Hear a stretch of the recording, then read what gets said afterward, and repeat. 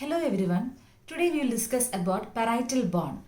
Parietal bones are a pair of curved bony plates of flat bones which are quadrilateral in outline. You can see here it is a pair of flat bones. It is quadrilateral and it forms a major part of the roof and the sides of the skull.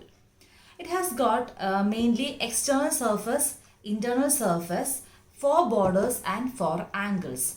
So before seeing the presenting parts as such, we will see how will you hold it in the anatomical position.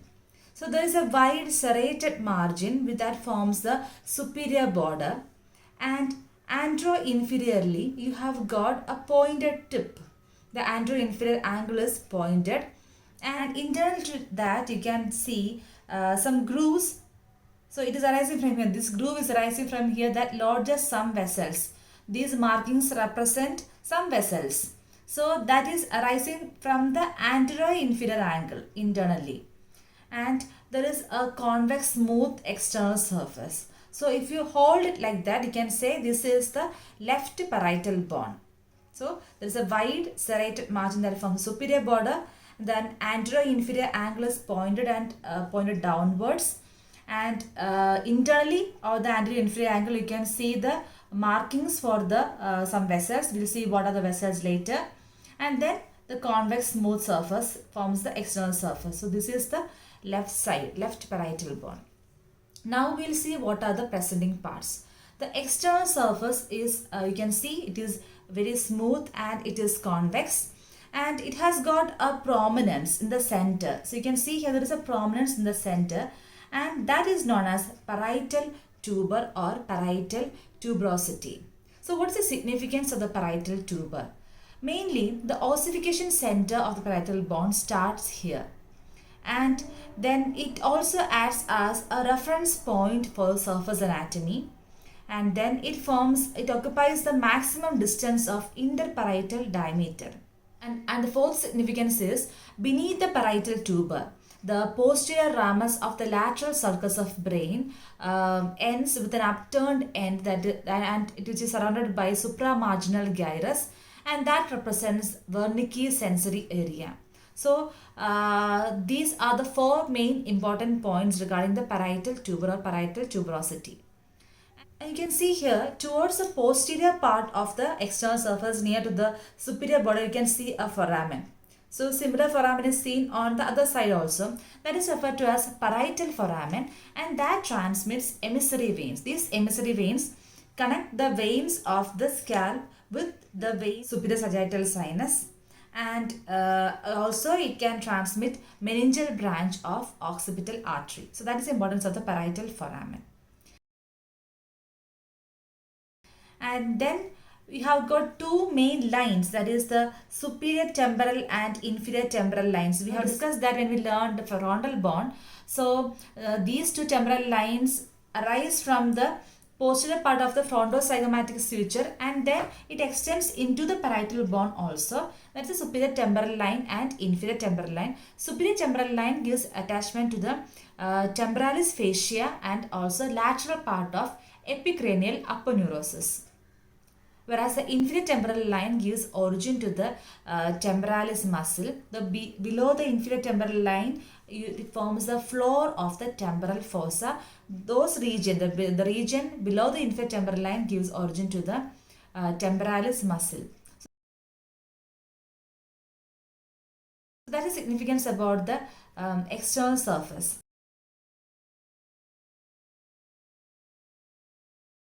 We'll see what is the importance of the internal surface. Internal surface has got many impressions and many grooves for the cerebral lobes, the gyri of the cerebral lobes, and also for the lodgement of middle meningeal vessels.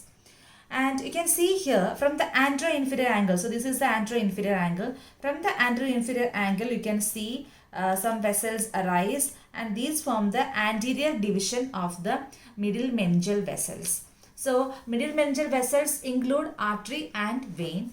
The impression is caused by the middle meningeal vein rather than the artery.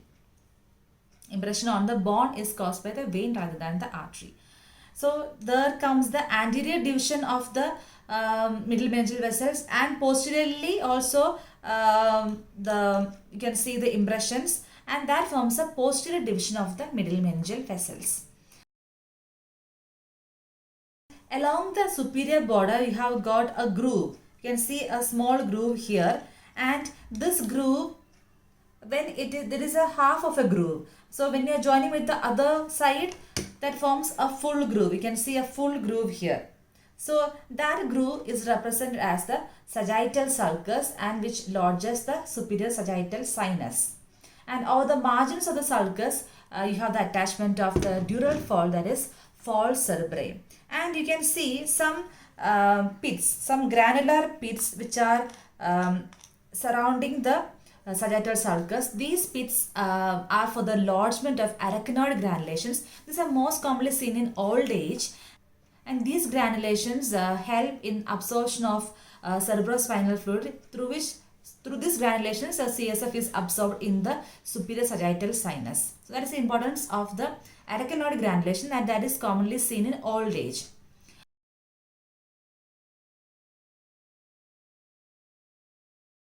Another important point about the internal surface is that the inner surface of the posterior inferior angle, since it's the anterior inferior angle, so this will be the posterior inferior angle. So the inner surface, there is a groove for lodgement of the sigmoid sinus. So you can say that all the four angles are vascular. That means the upper two angles, anterior superior and posterior superior angles, lodge the superior sagittal sinus.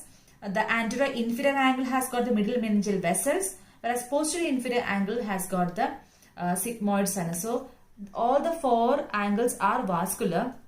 So because of that, trephining of this region can lead to torrential bleeding because of the high vascularity.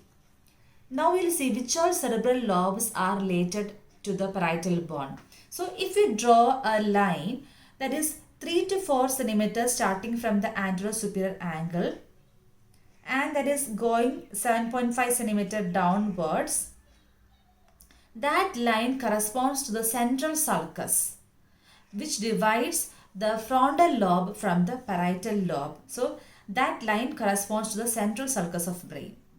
Whereas if you draw another line that is starting from the anterior inferior angle and going upwards towards the region corresponding to the parietal tuber. So the parietal tuber is correspondingly over here. So if you draw a line like that, that line separates the frontal and the parietal lobe from above and front, and from the temporal and occipital lobe below and behind. So these are two imaginary lines that are drawn. So the significance is that all the four cerebral lobes are related partially to the parietal bone. So that is the importance of that two imaginary lines, because you have to know that all the four cerebral lobes, that is the frontal lobe, parietal lobe, temporal lobe and occipital lobe, are related to the parietal bone. Now we'll see the significance of the borders. So the borders are superior border. Superior border is also known as sagittal border, and you can see here it is widely serrated. It is a longest serrated border. This border, together with the border of the opposite side, it forms the sagittal suture. This is a sagittal suture. Now next border is the inferior border. So this is the inferior border. You can see here it is a arched type, and it is also referred to as squamous border. The anterior part of the inferior border articulates with the tip of the greater wing of sphenoid bone. The middle part or intermediate part articulates with the squamous part of the temporal bone, and the posterior part articulates with the mastoid part of the temporal bone. So you can see here the inferior border anteriorly it articulates with the tip of the greater wing of sphenoid. Middle part it articulates with the squamous part of the temporal bone, and the posterior part articulates with the mastoid part of the temporal bone. So that is the significance of the inferior border. Whereas the anterior border, this is the anterior border that is also referred to as the frontal border. It is also serrated, and that articulates with the squamous part. You can see here the squamous part of the frontal bone. One side it forms half of coronal suture. When when two parietal bones are articulating with the frontal bone, you can say the full coronal suture here. Okay, so that is the anterior border or the frontal border. The posterior border is also referred to as the occipital border. This is also serrated and that articulates with the occipital bone. So this articulates with the occipital bone, and the two parietal bones and the occipital bone on joining forms the lambdoid suture. So with the frontal bone it forms the coronal suture, with the occipital bone it forms the lambdoid suture, and the two parietal bones together forms the sagittal suture. So that is the importance of the four borders. Now we'll see what are the four angles. So there are mainly four angles: anterior superior angle, posterior superior angle, anterior inferior angle, and posterior inferior angle.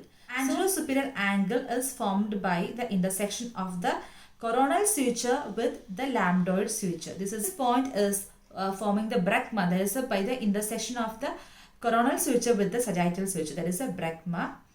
Then comes the anterior inferior angle. Anterior inferior angle, you can see here, there is a S-shaped suture. H-shaped suture here.